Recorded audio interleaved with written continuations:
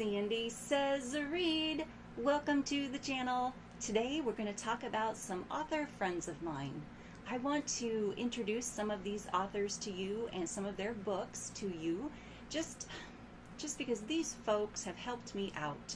These are folks who have either helped me with marketing, have helped me with some book tips or some editing tips, some inspiration. Maybe they've helped me with online book tours in the past, that kind of thing. They're just good folks who have some good books, and I think that I can introduce some of those books to you guys and you'll enjoy them.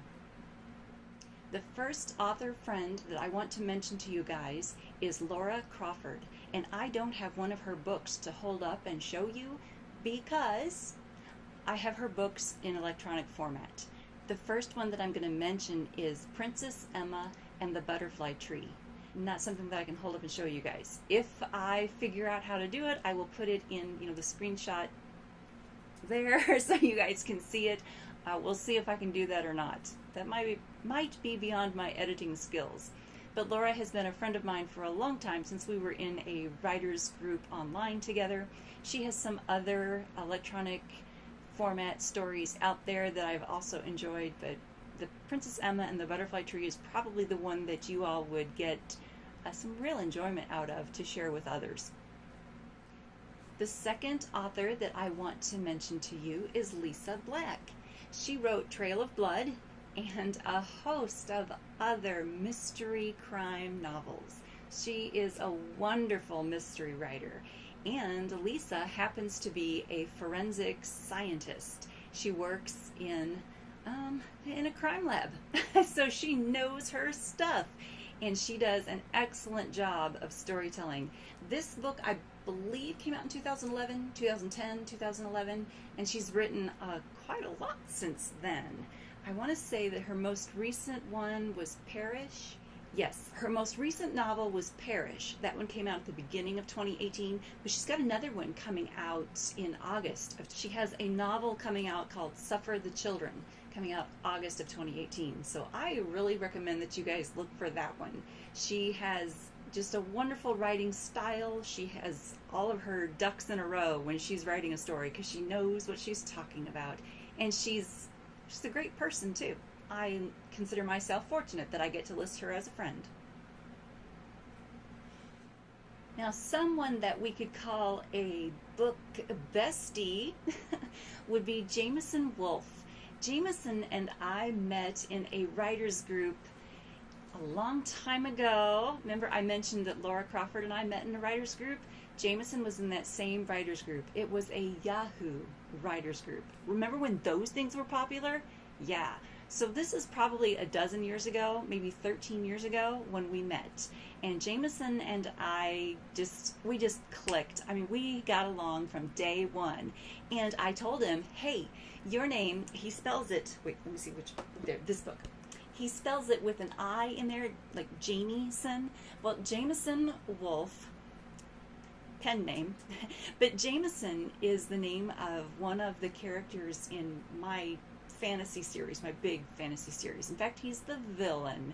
So I contacted Jameson through the group and I'm like, dude, you've got the name of the villain in my series. That is so cool. And we've just been fast friends ever since. In fact, this book, Hunted, he named a character in here after me. And in this book, Hunted, it's one the story I would totally recommend for you guys. It is so fun. It is well done. It's got some scary moments in it, but it's kind of a satire on soap operas. It's just very well done. Jameson did an awesome job in this story. He's a really good storyteller. In fact, I've also got his book, Light in the City of Shadows. Notice the very purple nature of the color. So of course I was intrigued by this one.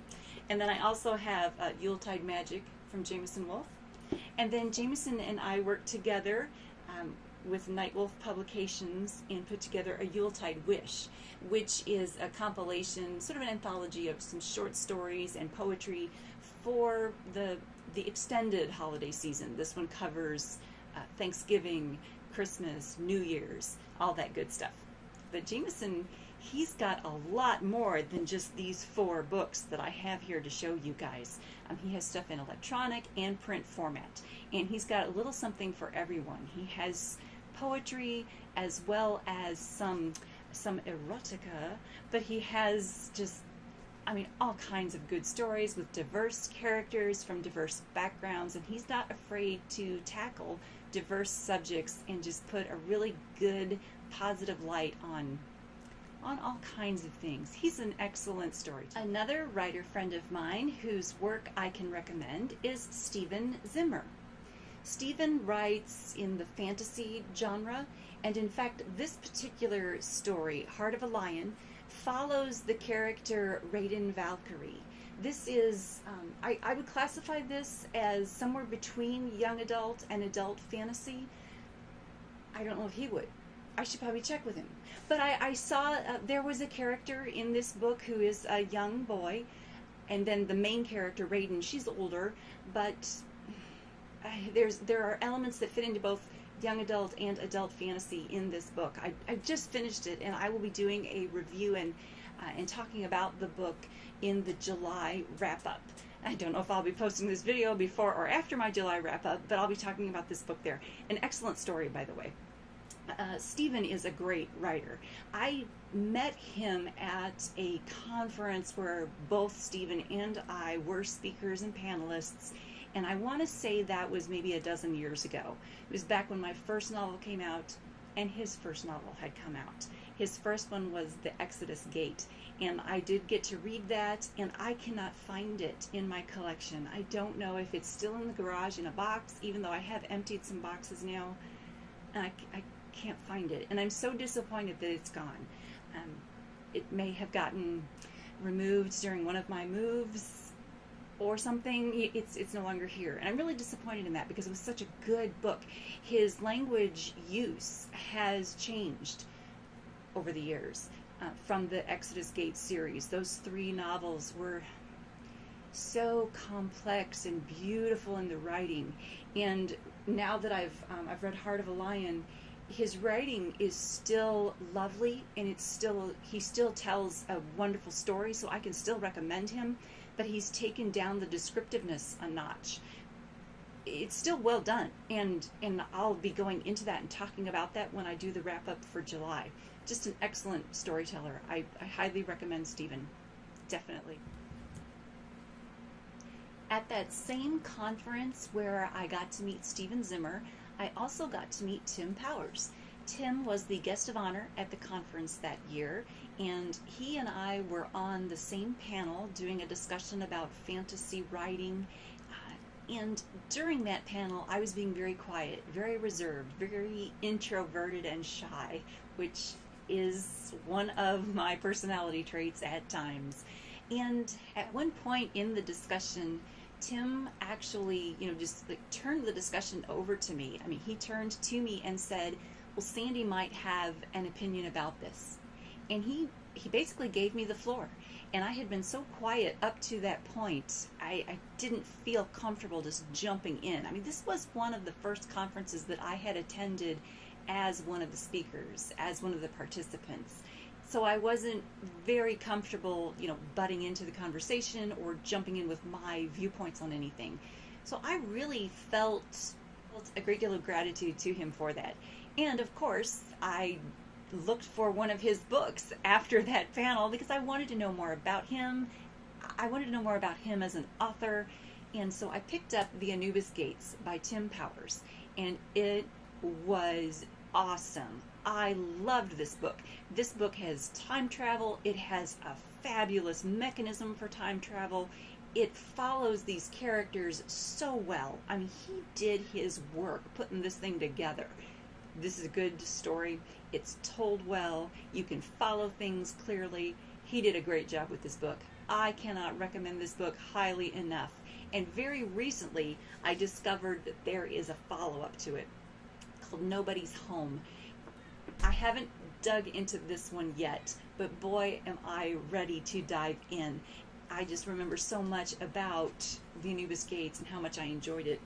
Tim also has one called Hide Me Among the Graves. I haven't jumped into this one yet, even though it's been on my shelf oh my gosh, you guys, this has been on my shelf for probably 3 years, and I just haven't read it yet. I'm disappointed in myself about that because Tim was just such a nice gentleman and did such a fantastic job with the Anubis Gates, and I enjoyed that so much that I know I'm going to like this book when I get into it. So I don't know why I've been depriving myself of it.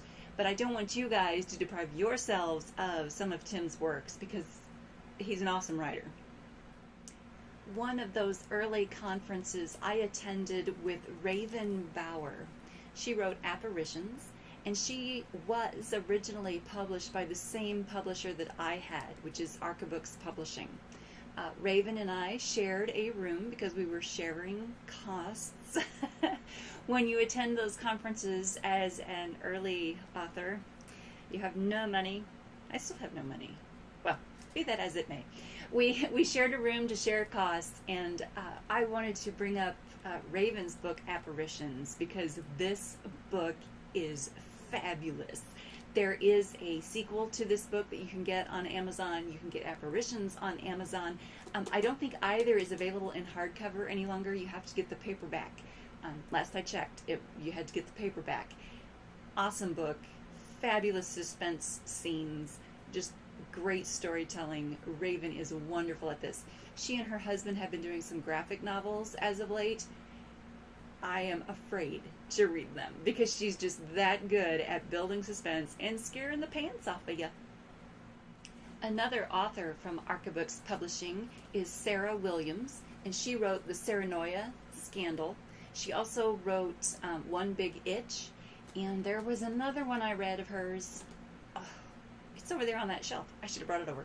Anyway, I recommend Sarah because she tells a very good mystery. She does a great job with her mystery story. Sarah and I have done some book signings together. We've also done some events together where we were vendors and we had to share costs on tables. We've done some of those kinds of events together as well. In fact, Sarah and I shared a table with Tina Murray once. That was, oh my gosh, that was several years ago now. Man, I got to get back into this marketing thing. Anyway, so Sarah and Tina and I shared a table, and Tina Murray is the author of A Big Fan of Yours. She also wrote A Chance to Say Yes.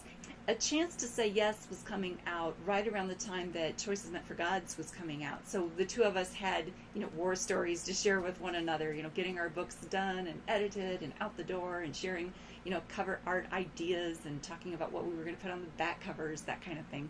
So we had tales from the trenches that we were sharing together. And I miss being able to just go to dinner or go grab coffee with Tina. She has moved a little bit further north than I did. We both were in Naples at the time that our novels were being published, and she's moved a little bit further north than me. We still keep in touch though, and that is very good because she's a good head on her shoulders and she's able to tell a good story, so I can recommend her stories. Another Archibooks author is Prudy Taylor Board, and she writes mystery novels. This one is Murder a la carte, and as you can see, it's available in paperback. She does have some hardbacks. I think the hardcovers are still available. I didn't check on that before I started filming. If I learn differently, I'll put that in the drop-down box below. But Prudy and I have discussed marketing avenues and marketing tricks and gimmicks and all kinds of good things, and she is a good storyteller, and she's a good marketing partner too. Now, my friend Jo Linsdell, she writes all kinds of things. One of them is children's books. This one is Out and About at the Zoo. She also has, besides children's books, she also has some how-to and helpful books. She lives in Italy. So she has a couple of books on, how to plan an Italian wedding, or good Italian phrases for English-speaking folks. She has books like that that are very helpful to a different audience than just someone who's looking for a novel to read. She also has some books on the publishing business and marketing. She's the individual who hosts International Promo Day every year, and she's the one who told me about BookTube. She's the one who introduced me to this community, and I owe her a debt of gratitude for that because this has been an awesome community to learn about and to discover. She does such a good, cute job on these children's books, especially. I have not read her book on Italian weddings or how to plan an Italian wedding, because I wasn't planning on putting together an Italian wedding, but I'm sure that she's done an excellent job on it because she does such a good job on everything else that she does. She's so organized and she does such a nice job. She's just one of those like calm, professional, down to earth, step by step kind of people. I'm just fantastic. She has a channel here on BookTube. Obviously, since she discusses it and talks about it in her marketing, she has a channel here on BookTube, and I put a link to that in the drop-down box below so that you guys can follow her as well. Guys, I think that's it. I am certain that I have forgotten somebody in gathering up these books to talk about author friends of mine. I'm so sorry. To whomever I may have forgotten, I'm so sorry. My brain is just not with me right now. When I do my bookshelf tour, we will run across your books and we'll talk about you then. How's that sound? All right, everybody, give this video a thumbs up because there's all kinds of good books in here that you should be thumbing up.